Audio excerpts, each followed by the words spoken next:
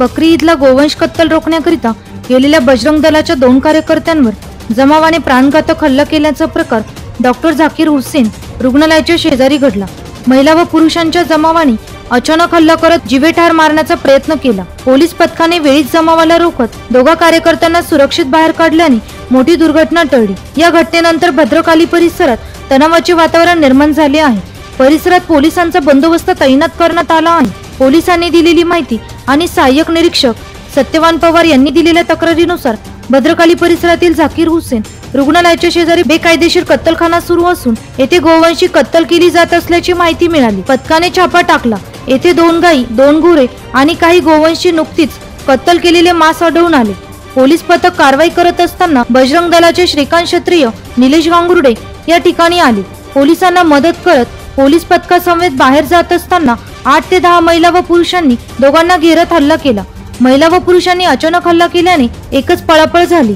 दोघा कार्यकर्त्यांवर शस्त्राने हल्ला करत गंभीर जखमी केले। त्यांना टिप मिळाली होती की इथे अशा झाकीर हुसेन हॉस्पिटलच्या बॅक साईडला पाण्याच्या टाकीखाली ओपन मध्ये गायी बांधलेल्या पण आहेत आणि गायींची कत्तल पण चालू आहे। त्यांनी पोलिसांशी संपर्क करून कारवाई तिथं चालू असताना त्याच्या कामानिमित्त नाशिक रोडला गेलेले होते। तिकडून येताना त्यांना पोलिसांचा फोन आला की तुम्ही इथं तुमचा हे लागेल, सही लागेल, त्यासाठी तुम्ही इकडे या 5 मिनिटासाठी। हे तिथे गेले असता तिथं 2-250चा जमाव जमलेला होता।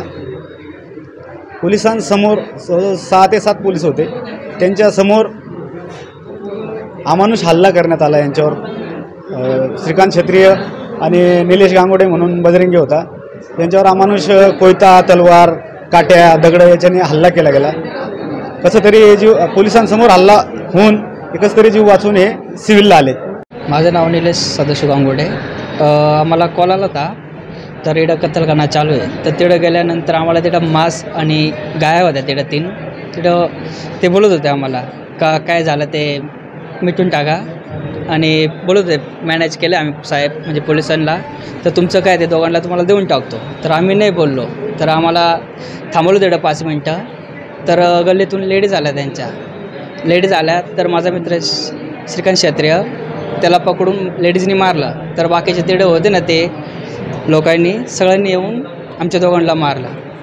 तर त्यांच्या हातात दगड बिन होते, कोयते बिन होते 2-3 माझं नाव श्रीकांत नंदकुमार क्षत्रिय, बजरंग दल जिल्हा संयोजक नाशिक।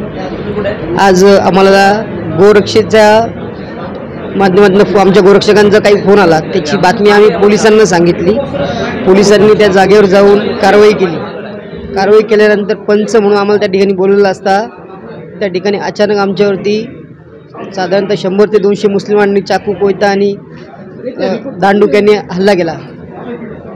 आणि विशेष म्हणजे पोलीस असताना त्यांना पोलिसांचा कोणताही धाक राहिलेला दिसत नाही आहे। पोलीस असताना त्यांनी आमच्यावरती हा सशस्त्र हल्ला केलेला आहे, जीवघेणा हल्ला केला होता। त्या ठिकाणी आम्ही कसेबसे त्या ठिकाणून आम्ही धावून आम्ही हे केलं, आमचा जीव वाचवला, नाहीतर आज काही घडलं असतं। सशस्त्र हल्ला होता, कोयते आणि चाकू यांच्या हातात होते, दांडुके त्यांच्या हातात होते मोठमोठे। माझ्यावरती कोयत्याने हल्ला झाला आहे।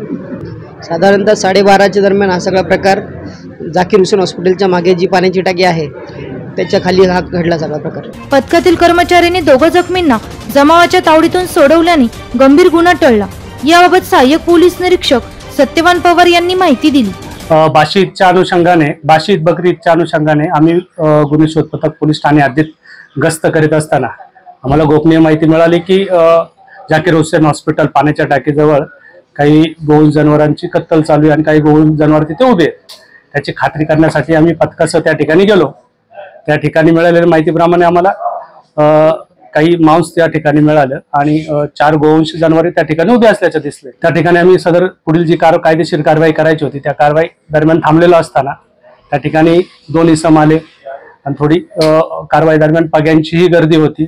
कारवाई करत असताना अचानक तिथले जे बघे आले होते त्याच्यातले काही 7-8-10 जण ॲग्रेसिव्ह होऊन त्यांनी आमच्यासोबत जे इसम आले होते त्या ठिकाणी 2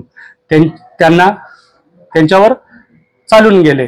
त्यावेळेस आम्ही त्या 2 इसमांना सुरक्षितपणे बाहेर काढले, परंतु त्यांना सुरक्षितपणे बाहेर काढताना त्यांच्या डोक्याला थोडीशी इजा झालेली आहे।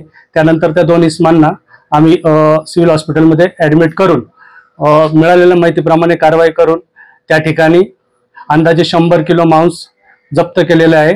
तसेच 2 बैल आणि 2 गाया ह्या सुद्धा ताब्यात घेऊन त्यांच्या पालनपोषणाकरता पांजरपोळ इथं जमा करण्यात आलेले आहे आणि सदर घडलेल्या घटनेबाबत आमचं पुढील गुन्हा दाखल करण्याचं काम चालू आहे. सर पोलिसांसमोर झालं म्हणजे आम्ही तिथं असताना त्यांना आम्ही सुरक्षित बाहेर काढलं. तो अचानक झालेली घटना होती, त्यांना आम्ही सुरक्षितपणे बाहेर काढलं. तुमच्याबरोबर आलेले स्वतःहून तिथं त्या ठिकाणी आलेलो. पंचनामा सुरू असताना पंचांनाच मारहाण झाली असं? नाही, पंचनामा सुरू नव्हता. आम्ही कारवाईसाठी थांबलो होतो. त्यांचं म्हणणं आहे की आपण कारवाई चालू होते त्या ठिकाणी. आपली पुढील जी कारवाई होती ती करणार होतो त्या ठिकाणी. आपण गोपनीय माहिती, ज्यांनी माहिती दिली ती आमच्या बरोबर नव्हती, आमची ती गोपनीय माहिती होती.